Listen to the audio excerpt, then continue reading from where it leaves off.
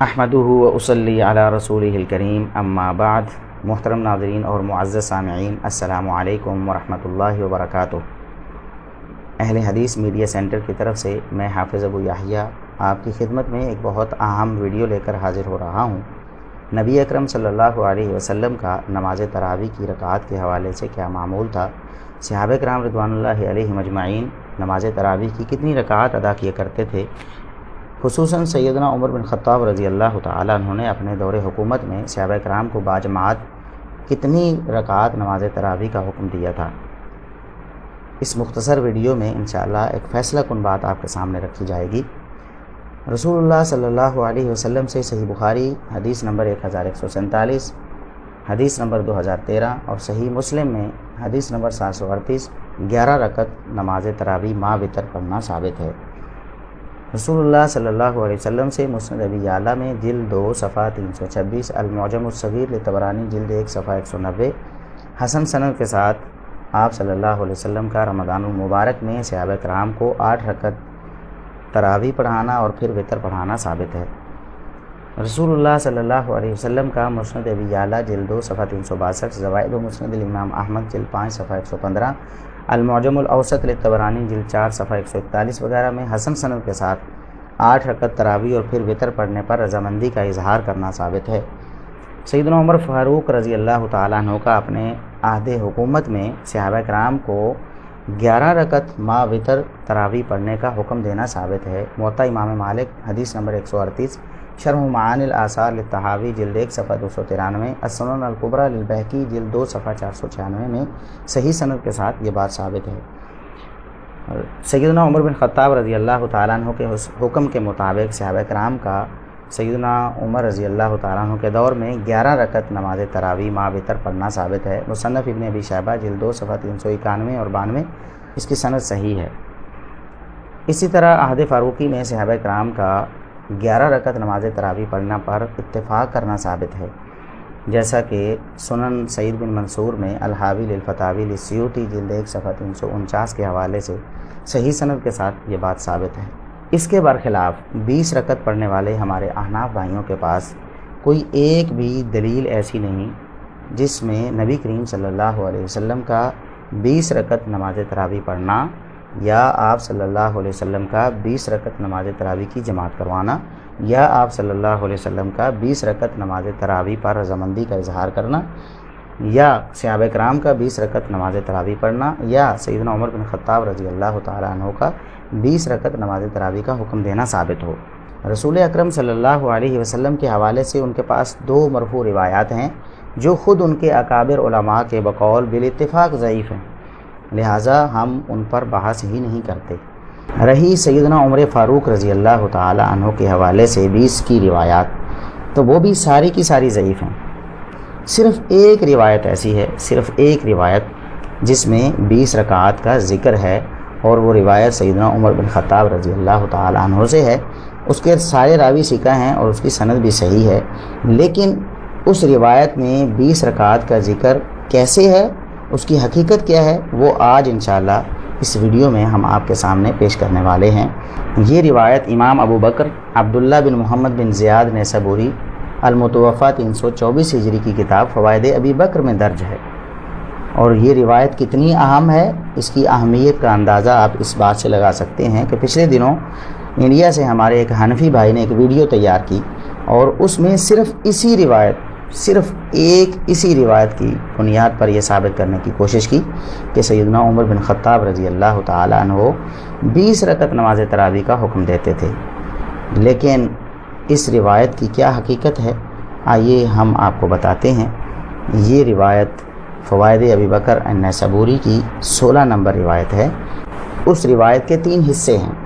سب سے پہلا حصہ ملاحظہ فرمائیں، آپ اپنی اسکرین پر دیکھ رہے ہیں، پہلا حصہ اسی روایت کا۔ امام ابو بکر النیسابوری فرماتے ہیں حدثنا یوسف بن سعید قال حدثنا حجاج عن ابن جریج قال حدثني اسماعیل بن امیہ ان محمد بن یوسف ابن اخت السائب بن یزید اخبرہ ان السائب بن یزید اخبرہ قال جمع عمر بن الخطاب الناس على ابی بن کعب وتمیم الداری۔ محمد بن یوسف کے شاگرد اسماعیل بن امیہ بیان کرتے ہیں کہ محمد بن یوسف جو صائب بن یزید رضی اللہ تعالیٰ عنہ کے بھانجے تھے وہ بیان کرتے ہیں، انہوں نے بتایا ہے صائب بن یزید رضی اللہ تعالیٰ عنہ صحابی رسول ہیں۔ صائب بن یزید رضی اللہ تعالیٰ عنہ کا یہ بیان اس لیے بھی بہت زیادہ اہم ہے کہ یہ خود صحابی رسول بھی ہیں اور سیدنا عمر بن خطاب رضی اللہ تعالیٰ عنہ کے دور میں موجود بھی تھے، اور سیدنا عمر بن خطاب رضی اللہ تعالیٰ عنہ نے جو دو ائمہ ابی بن کعب رضی اللہ تعالیٰ عنہ اور تمیم داری رضی اللہ تعالیٰ عنہ مقرر کیے تھے، ان کی ابتدا میں یہ نماز تراویح بھی ادا کیا کرتے تھے، لہٰذا ان کا بیان وہ فیصلہ کن ہوگا۔ صائب بن یزید رضی اللہ تعالیٰ عنہ بیان کرتے ہیں کہ عمر بن خطاب رضی اللہ تعالیٰ عنہ نے سیدنا ابی بن کعب اور تمیم داری رضی اللہ تعالیٰ عنہما کی ابتدا میں صحابہ کرام کو جمع فرمایا کہ وہ باجماعت نماز ادا کیا کریں۔ فَكَانَا يَقُومَانِ بِمِئَةٍ فِي رَكَعَةٍ، چنانچہ وہ دونوں امام جو تھے وہ ایک ایک رکعت میں 100 آیات کی تلاوت کیا کرتے تھے۔ فَمَا يَنصَرِفُ حَتَّى نَرَى أَوْ نَشُكَّ فِي فُرُوعِ الْفَجْرِ، صحابہ کرام اتنی لمبی نماز تراویح ادا کرتے کہ سحری ہونے والی ہو جاتی، سحری کے بالکل قریب نماز تراویح کا اختتام ہوتا۔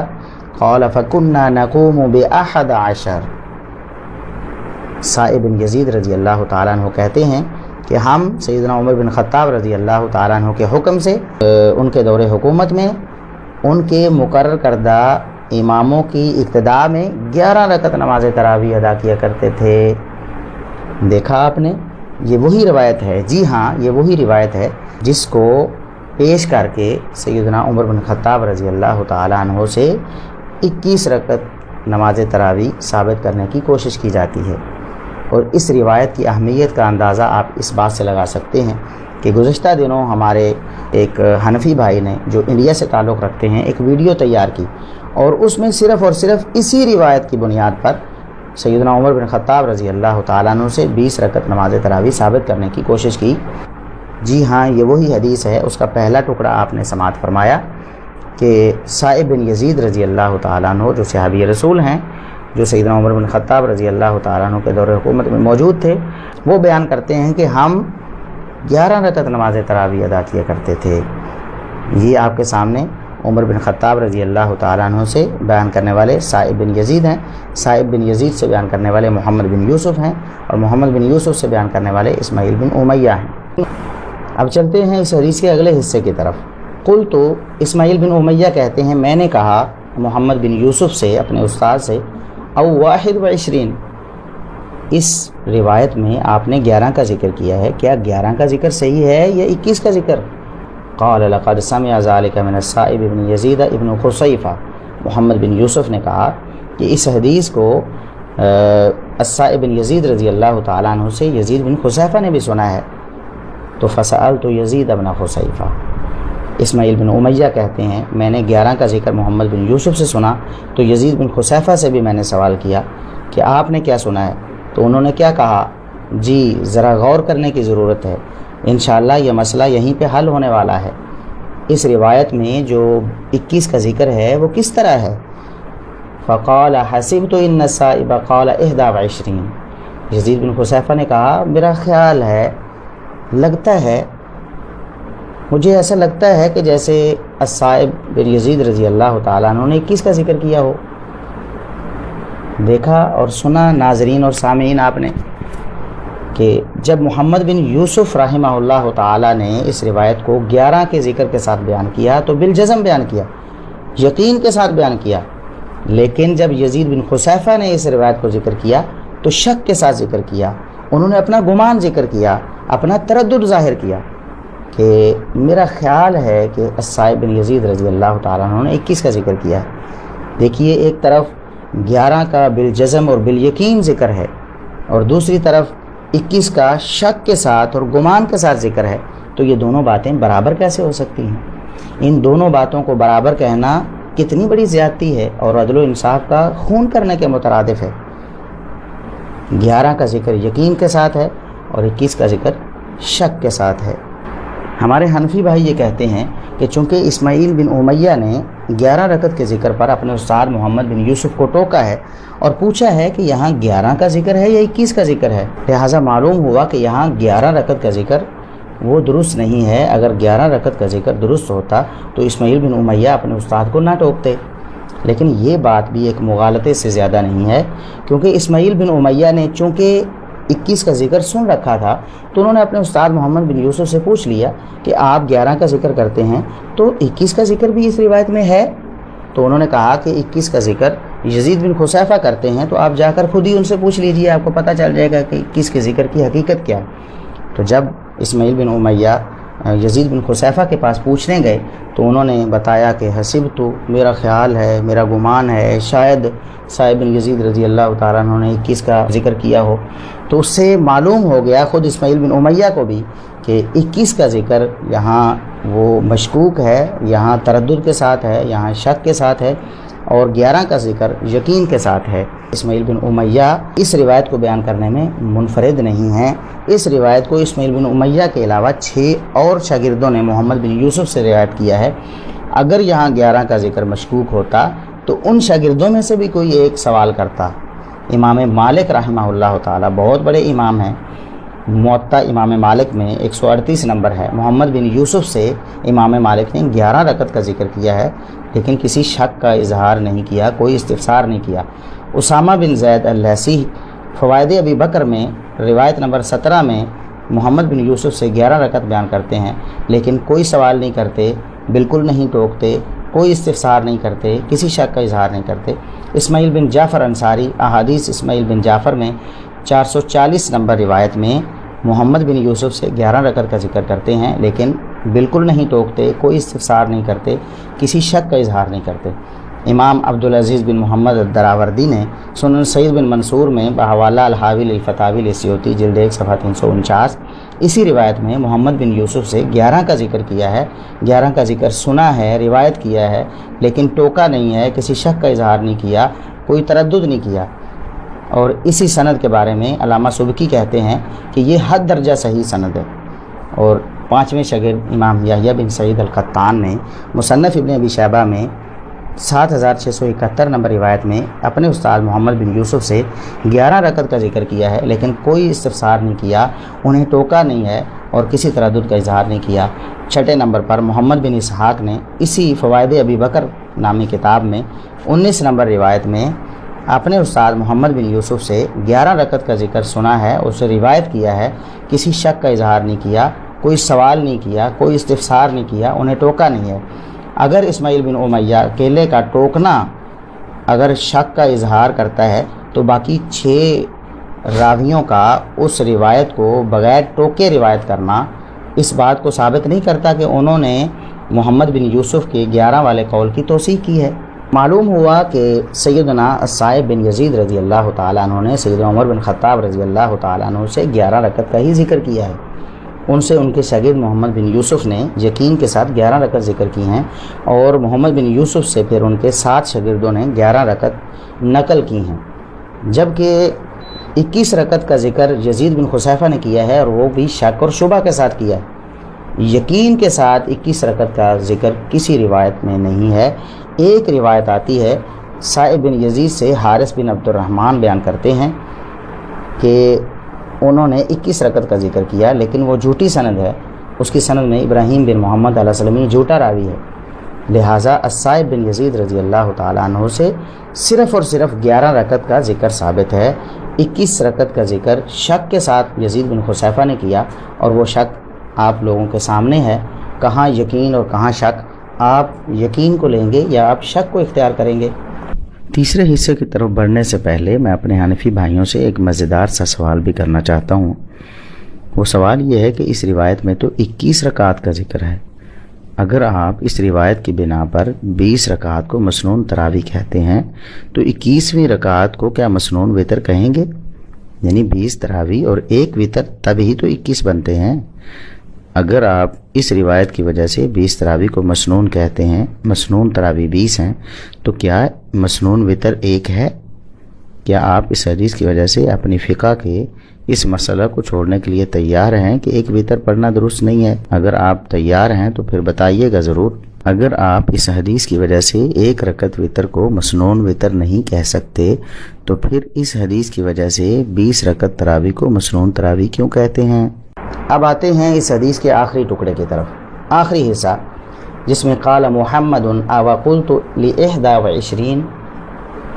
اب محمد بن یوسف کہتے ہیں جب اسماعیل بن امیہ نے یزید بن خصیفہ سے یہ بات سنی کہ میرا خیال ہے، میرا گمان ہے کہ شاید الصائب بن یزید رضی اللہ تعالیٰ عنہ نے 21 کا ذکر کیا تھا، تو محمد بن یوسف سوال کرتے ہیں کہ قلت ل21، کیا میں نے 21 کہا تھا کوئی؟ یہ استفہام انکاری ہے، یعنی میں نے تو 21 کا ذکر کیا ہی نہیں ہے، یزید بن خصیفہ نے کیا ہے، اور اس کی حقیقت تم جان چکے ہو کہ وہ شک کے ساتھ کیا ہے۔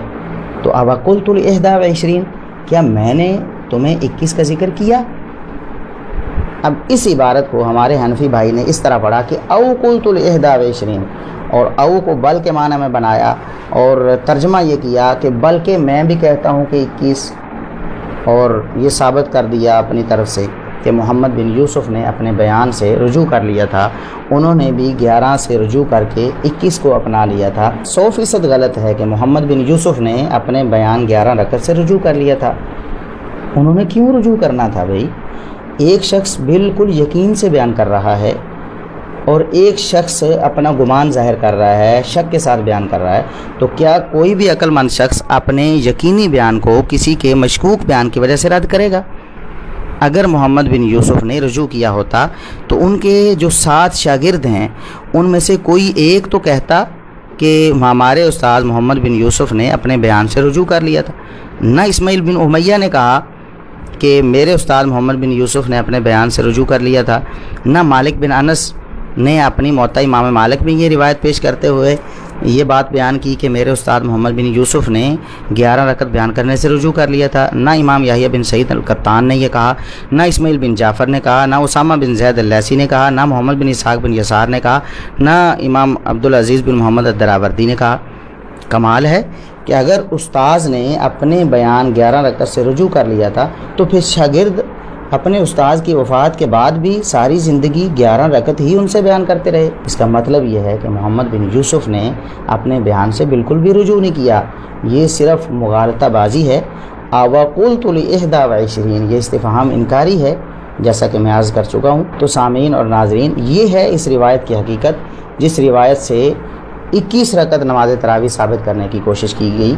ایک تو اس میں شک کا اظہار ہے، جو راوی 21 بیان کرنے والا ہے یزید بن خصیفہ، وہ کہتا ہے میرا خیال ہے، مجھے گمان ہے، مجھے لگتا ہے کہ صائب بن یزید رضی اللہ تعالیٰ عنہ نے 21 کا ذکر کیا ہے۔ دوسری بات یہ ہے کہ 21 رکعت کو احناف کہاں لے کر جائیں گے؟ احناف اگر 21 کو مسنون تراویح مانیں گے تو اس میں سے 20 رکعت تراویح اور 1 رکعت مسنون وتر بنے گا، جبکہ ان کے ہاں 1 رکعت مسنون ہے ہی نہیں، وہ 1 رکعت وتر کے قائل اور فاعل ہیں ہی نہیں۔ ہمارے حنفی بھائی نے کہا کہ اس روایت کو اہل حدیث علماء چھپاتے ہیں، اہل حدیث علماء لیکچر دیتے ہیں، اس روایت کو ذکر نہیں کرتے۔ تو دیکھیے اہل حدیث علماء کیوں نہیں ذکر کرتے تھے کہ 21 کا ذکر تو مشکوک ہے، جو یقینی ذکر ہے وہ موطا امام مالک سے ہمارے علماء بیان کر دیتے تھے۔ اور آپ کو بھی اقرار ہے کہ علامہ البانی رحمۃ اللہ علیہ اور دیگر علماء نے اپنی کتابوں میں اس روایت کو ذکر کیا ہے۔ آپ نے خود کہا کہ انہوں نے اسے صحیح کہا ہے، ظاہر ہے ذکر کر کے ہی اسے صحیح کہا ہے نا۔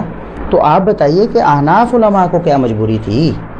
انہوں نے ایسی روایت کو جو آپ کے بقول صحیح ترین ہے اور اس سے 21 رکعت تراویح ثابت ہو رہی ہیں، اسے انہوں نے کیوں پیش نہیں کیا؟ اہل حدیث علماء پر آپ نے اس حدیث کو چھپانے کا الزام لگایا، تو آپ اس طرح کیجئے 21 علماء کا نام پیش کر دیجئے۔